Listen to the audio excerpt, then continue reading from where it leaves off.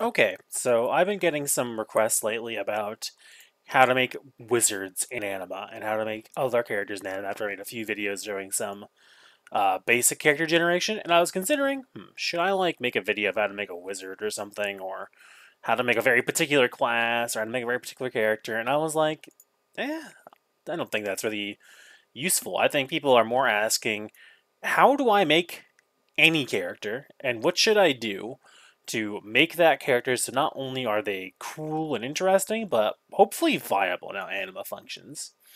And I figured I'd make that video because I figured it'd be rather helpful to illustrate exactly what it is to make a good Anima character. So, what is a good Anima character? What's that look like?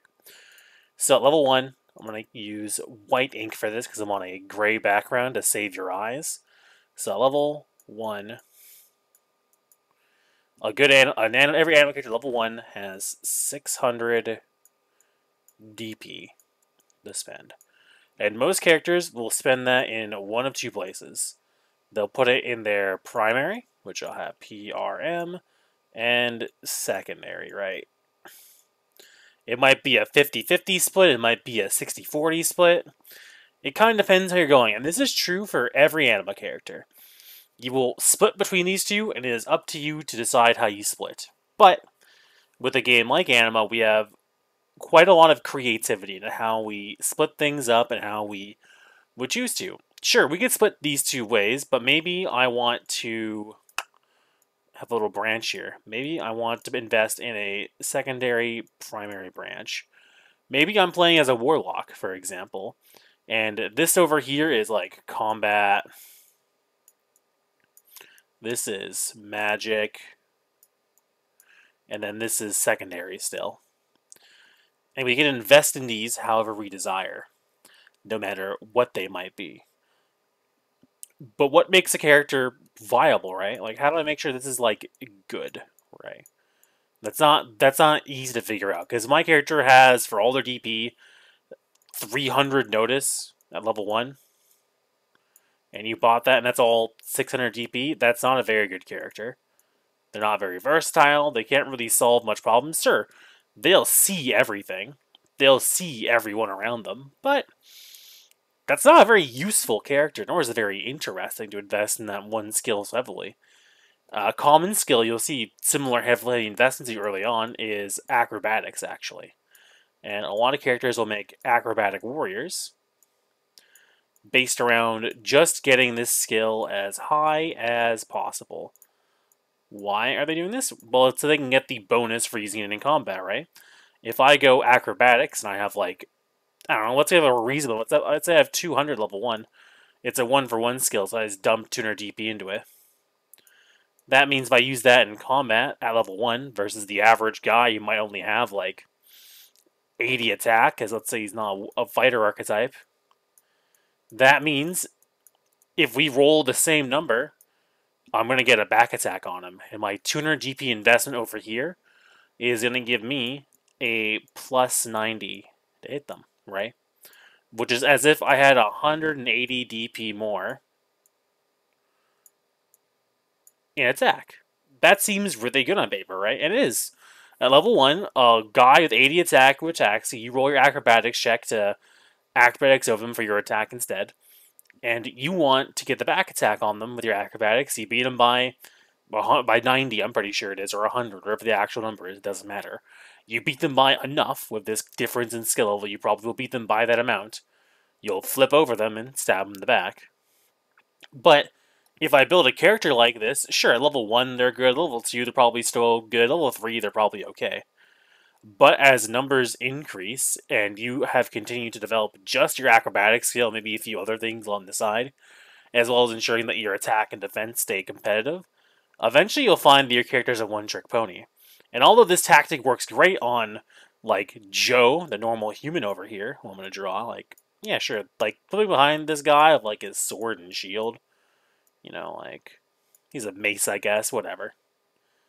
Like, this guy, you can flip over him all day with your tricky, flips and stuff with your, like, sword or whatever. But it doesn't matter if your character isn't very versatile. This isn't a very good Anima character at the end of the day.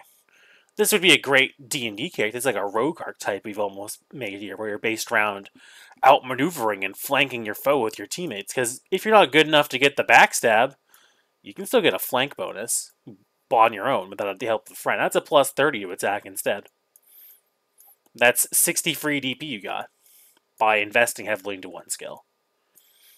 Which, on paper, sounds really good. You can do similar things with magic. Let's talk about wizards, right? There is a cap to developing your offensive abilities of 50% of your DP. So you could put 300 DP into magical projection and have 150 at level 1 magical projection. You could do this. You only have 60 more DP now, level 1, to increase your Xeon as well as your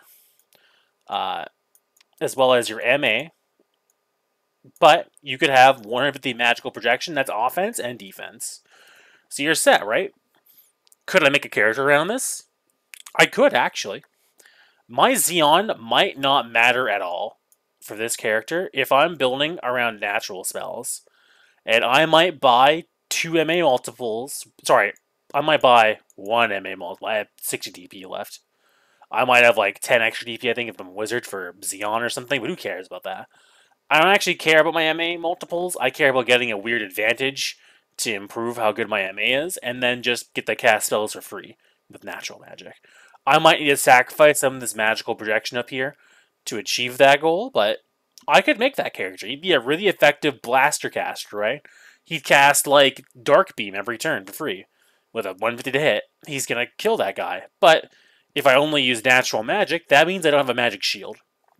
I can't cast and maintain my shield and Dark Beam with natural magic. And I can't cast natural magic in Junction in the same turn that I cast normal magic. So even if I have enough Xeon to cast and maintain that shield to defend myself, it's very inefficient. I might use the majority of my Xeon to cast a shield. I might use 60 or 80. I might only have 120 because I put no DP into it. Xeon, I might use that, and I might only have a few turns to defend myself. So I better win quick. This is actually a pretty effective way to play a mage if you want to play a wizard. Just dump it all into dump most of your DP into magical projection, put some into MA, get the advantage to boost natural magic. Bing bang bong, you've got a blaster. And if you don't want to use a shield, you can invest your other DP into like dodge or something instead. Sure, you only have like 75 dodge at level 1, approximately. If you did that, and you'd have basically like actually, you would have a fair amount of DP left over for secondaries. It wouldn't be the worst, but it would be very versatile. Sure, you're great at blasting people, but what if your spell doesn't work on the guy you're fighting? Or what if the person you're fighting is capable of doing anything else besides attacking you with a stick? What I would say when you're building your characters, you shouldn't worry too much, initially that is, on where you're spending your points, but rather you should look towards what you want your character to do when you're building a character. Because you can build your character around these big numbers or these really fancy DP dumps to give yourself savings in other ways. But you might have noticed in this acrobat example that you're actually not saving any DP. Like I just told you, a plus 90 to attack is worth 180 development points. But you spent 200 getting that plus 90. Therefore, you've lost 20 DP by heavily investing in acrobatics. Now, obviously, you get your class bonus and stuff like that. You get your natural bonus. There's other ways to get this number really high. But I wouldn't spend your DP on it. I wouldn't spend that much DP on it, I should say. It's okay to invest into it. I'd recommend you do if you're planning on building a character around being acrobatic in battle. There's a lot of stuff you could do. Same if you want to be a blaster wizard. But you should plan out exactly what your character is going to do. Because if you make a level 1 character like this, whether it be into acrobatics, magic, just fighting normally, you should make a plan. Now, you don't have to plan all the way ahead from level like 1 to 10, right? Or 10 or 1 to like 20, which is effectively the level cap. Because in most campaigns, you won't get this far. You might start off at like 5 or something and still not get to 10. But I can almost guarantee from my experience, if you start at level 1 and you're going to play for a while, like a decently length campaign, you're almost guaranteed to get to like level 5 probably. And level 5 is kind of where a lot of the builds reach their point where you've gotten to the point where you can do everything you want to do, but you can't do it at their highest potential yet.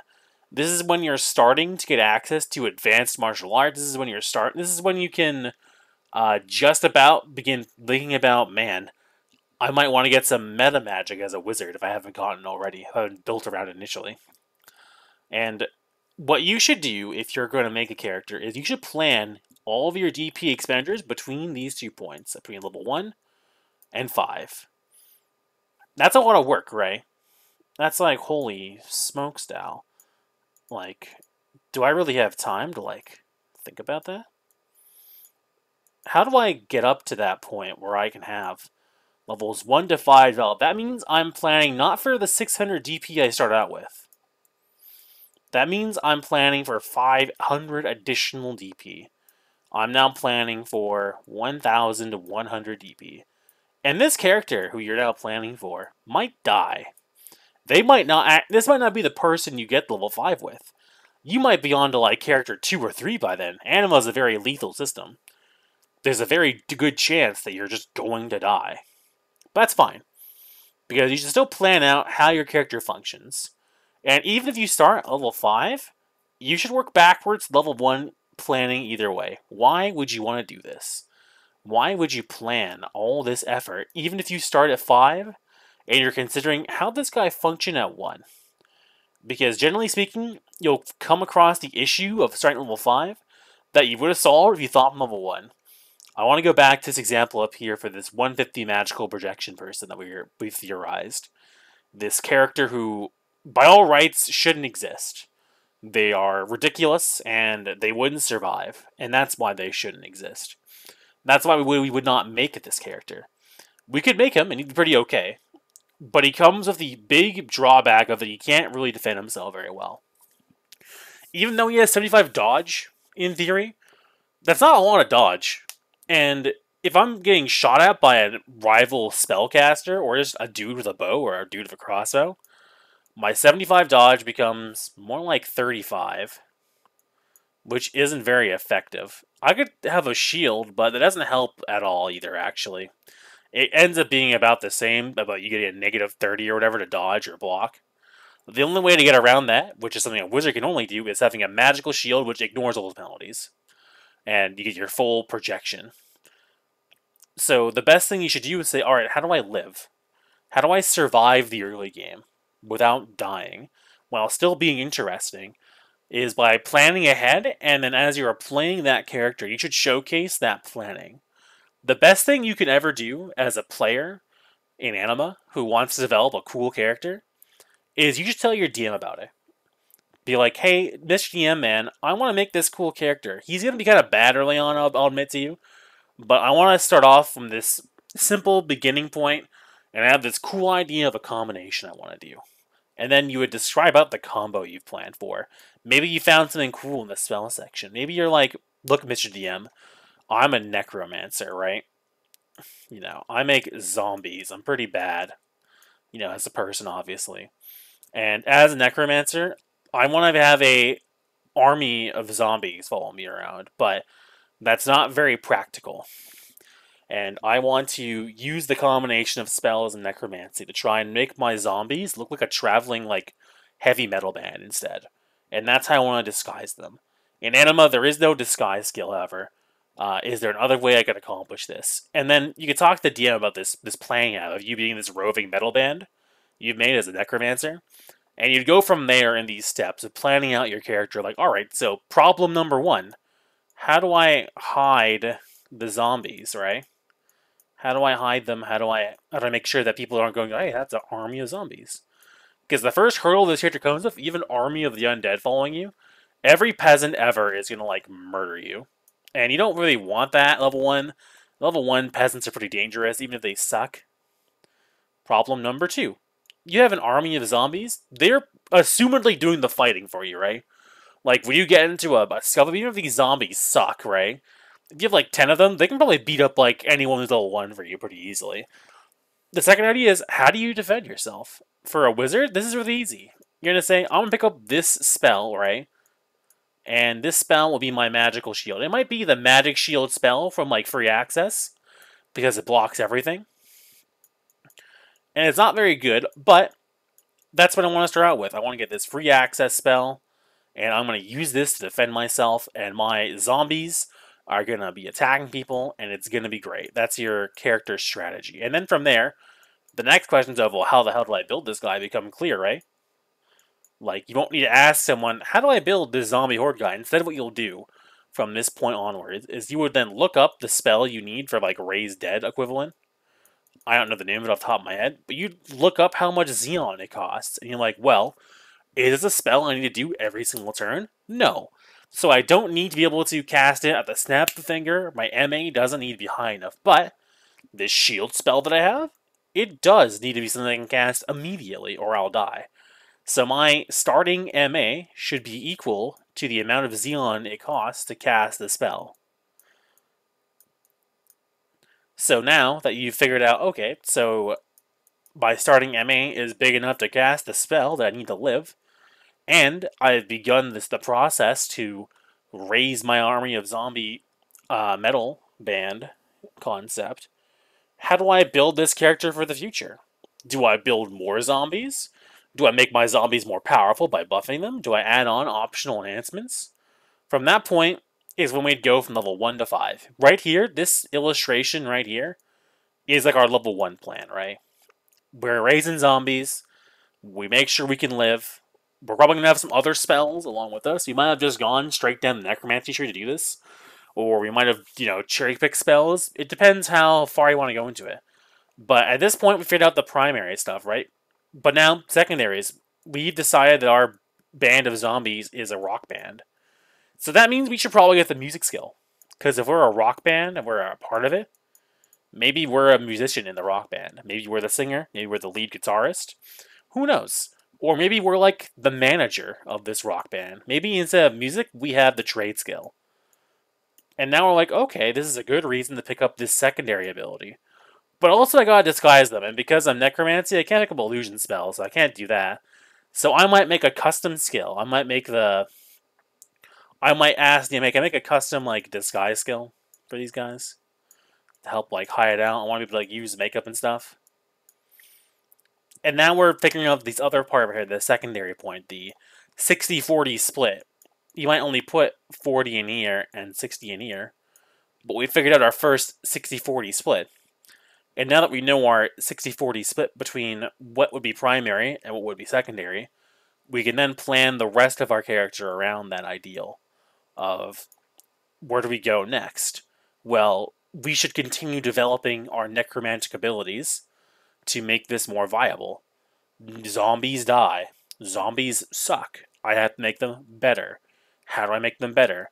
Do I make them better by, like, grafting on to them and making them, like, necromantic chimeras? Do I go that route? Or do I try and find a way to make them more intelligent, right? Do I give them gear? Gear is a good way. Maybe I only have an elite group of zombies instead. Or maybe I'm like, fuck it, I want their zombie groupies too, so I just want numbers. From this point, we decide what direction we want to go. Because there's a lot of ways we can go with a necromancer who has a, rock band following, a heavy metal band. We could do it a lot of ways, and we could start heading in all these directions. There's nothing stopping us, in theory, of going all of them.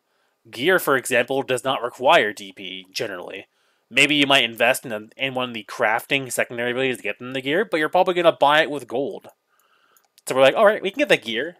That's going to be our gold sink for this character. That's what we'll invest into. The Chimera, that's going to require spell levels, probably. Because the Necromantic Chimera spells are probably not ones I will use in combat all the time. So I won't need to worry about the DP, or the MA, or the Xeon cost if I'm going to do it in between combat and make sure I have enough time to actually cast it. And the numbers of zombies, that's just Xeon, right? That's you casting the spell at a higher level. That is you having enough MA to support more zombies, right? And we answer these questions as we go on of how do we get better? How do we keep scaling? Eventually, this question will fork off into how do I become more diverse? I might specialize the zombies, right? I might get into meta magic to make my other support spells better. I might decide that in fact, instead of going into meta magic, maybe instead I wanted to go into a little side route. Maybe I want some ki. Your ki abilities affect your spells as well as your abilities. There's nothing saying you cannot use your aura extension on your death beam that you have in necromancy. You can combo these abilities around to assist you. Maybe you use something like, what's the ability called? It's in the transmission of ki tree where you can hide your ki. You can do it in a group too. You might want to be able to ki concealment. That's what it's called. I almost forgot. You might want to get this ability, even though you're not a technician. You want it for other reasons because it fits the character well. It won't work very well against high-end foes, but it's great against low-end foes. Because now you're like, alright, so now a level 1 technician who spots my horde of zombies, who happens to have ki detection, he's not going to tell the difference. He won't notice that they don't have ki. He won't notice that they're fucked up abominations, because I've concealed their ki, I've disguised it in a different way. And this is just like a typical tree you might want to draw out yourself to figure out, where do I want to go? And this is really how you make any character. This process of iterating, figuring out how you go from level 1 to level 5, level 1 to level 10, level 1 to the expected end result, right? That should be your goal, is you should not worry too much about level 1. Level 1 is like your least important level when it comes to, God, what am I going to do? This is like the beginning of your adventure, both narratively and figuratively. It's okay at level 1 to kind of suck. It's okay at level 1 not to be 100% optimal either.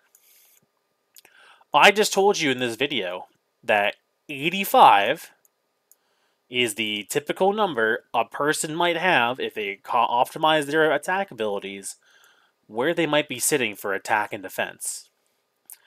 But there's nothing wrong with having 75. There's nothing wrong with having 65.